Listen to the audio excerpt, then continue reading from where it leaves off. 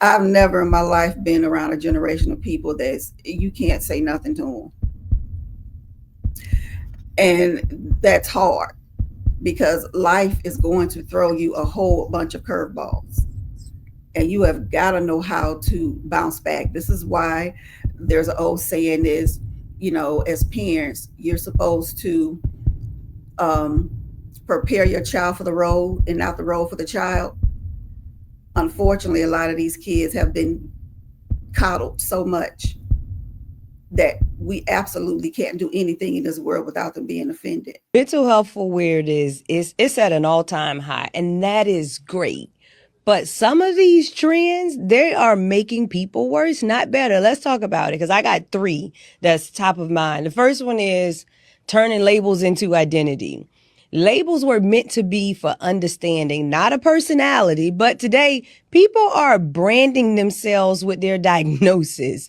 And even when you think about, like, I have ADHD, so I can't focus. I have an anxious attachment, so I can't trust people. Instead of working through things, people are actually using the labels to justify staying the same. And in some cases, like using it to weaponize like some of their relationships. The second one is, and I'll keep saying it, pathologizing normal life struggles. Not every challenge is trauma. Not every difficult person is a narcissist. Not every workplace is toxic just because you don't like your boss. Life is hard sometimes. That doesn't mean it's harming you. But when you pathologize normal struggles, you rob yourself of the ability to actually navigate them.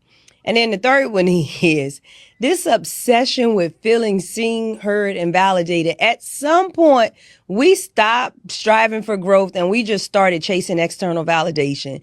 The need to be constantly seen, heard, and understood has become an emotional crutch.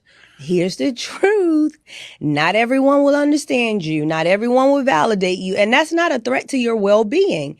The obsession with external validation is keeping people emotionally fragile instead of teaching them how to stand firm in who they are, even when no one claps for them. And I know that I said three, but here's a bonus one because what the hell is even a safe place? Life doesn't come with trigger warnings. Growth requires friction. If you constantly need environments that cater to your emotions, you're not building mental strength. You're building dependence. True safety comes from knowing you can handle yourself in any space, not just the ones that feel good. Mental health should strengthen you, not weaken your ability to handle and or engage with life. Okay? I'm a little on the fence about her. I'm straddling in it. Like maybe some of her points are good, but she almost give me Dr. Bryant vibes.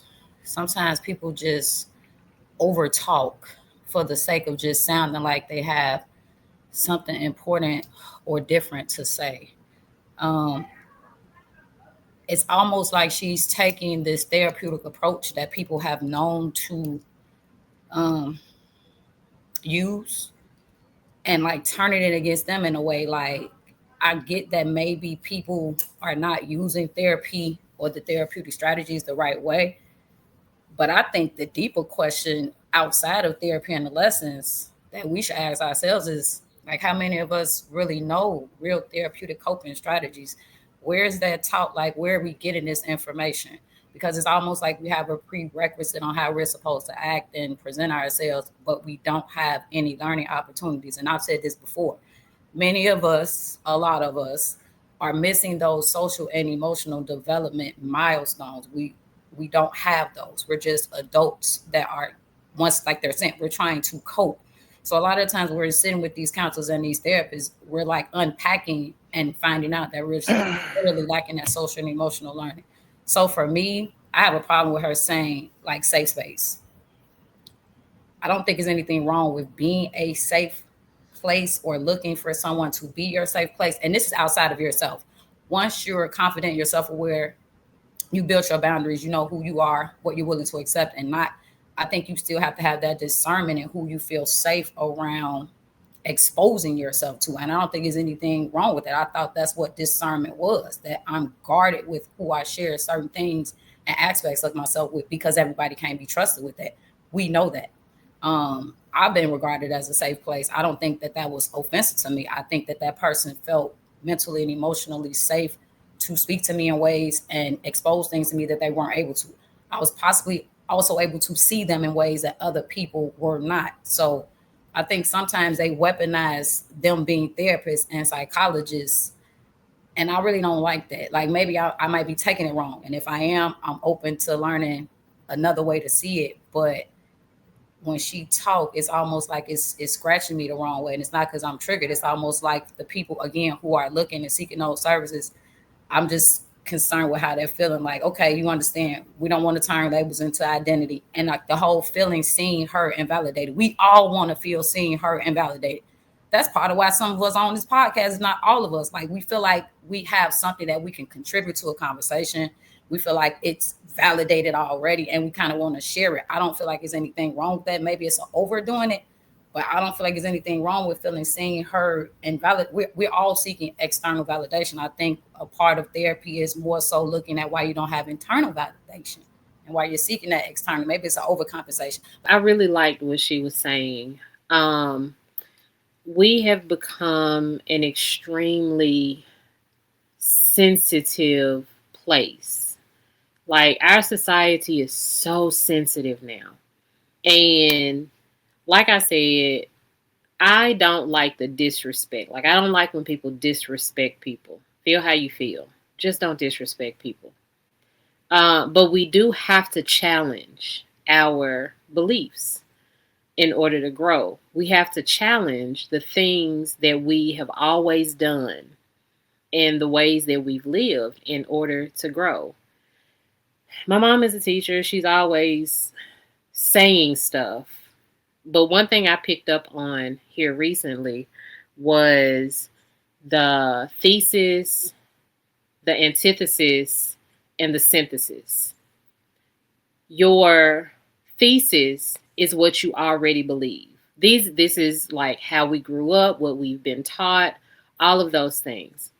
The antithesis are things that are opposite of what we believe or just outside of what we believe or have been taught. Both of those things are valuable.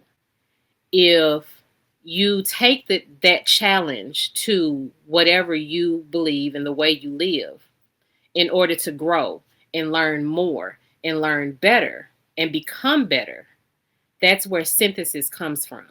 You can't have growth without challenging yourself. So that I found that extremely valuable when she said that. My mom taught me that. And so we have to understand that there are going to be things in our lives that we don't like. But is it valuable? Is it useful? You don't like it, but is it true?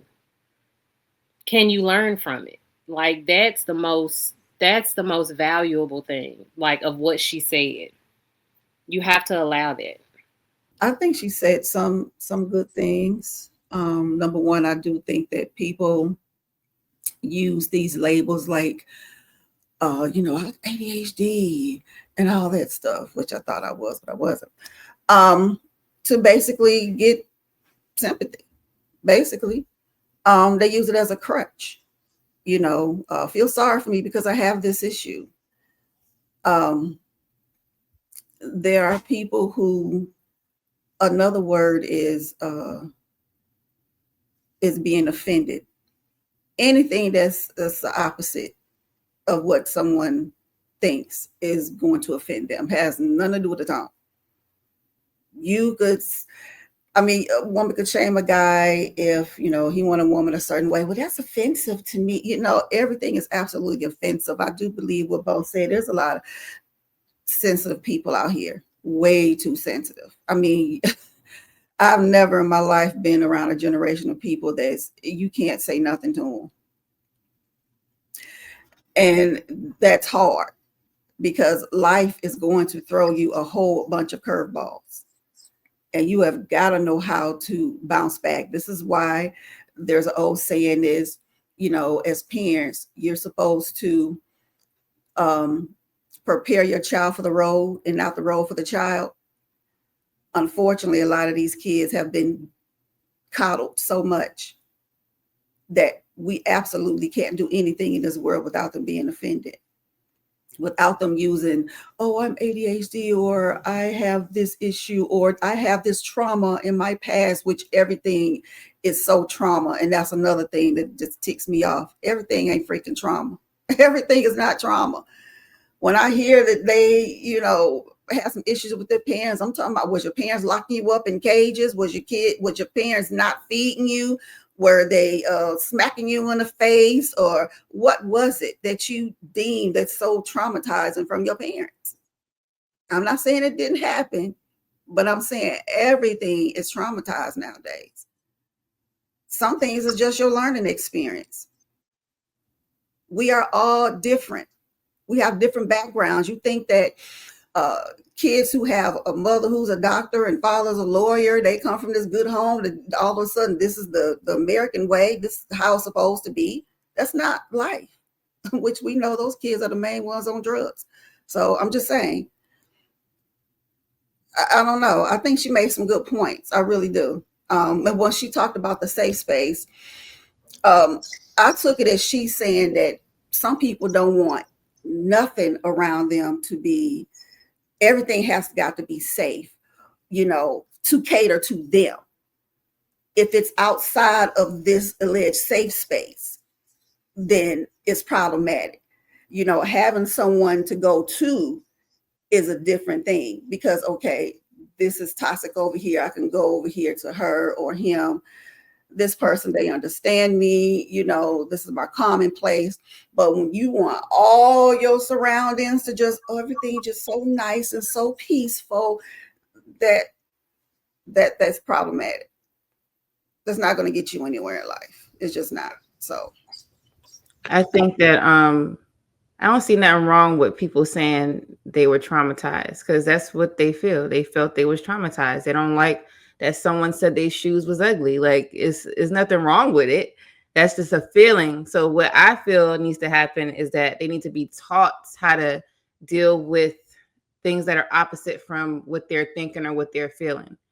And not to overuse maybe the word trauma. I say that because everybody on this panel, everybody that's listening, we all have different experiences. My experience that I will call so-called trauma will probably not be as bad as someone else that has something way worse than me.